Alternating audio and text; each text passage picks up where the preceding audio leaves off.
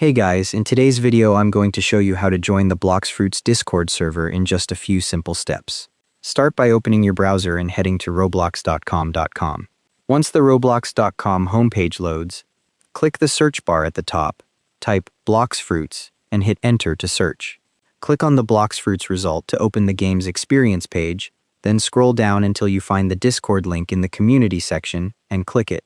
A new tab opens showing the Discord invite page for the Blox server. Click the Accept Invite button to join. Discord processes your request, and a loading screen appears. Once you're in, you'll land on the Friends tab. Click the Blox server icon in the left sidebar to open it.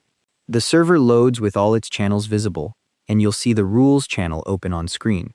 If the Accept Invite button is grayed out or says you're already a member, you've either joined before or hit the server's member cap. Try again later if it's full. Always check the Rules channel first thing after joining, so you know what's allowed before you start chatting.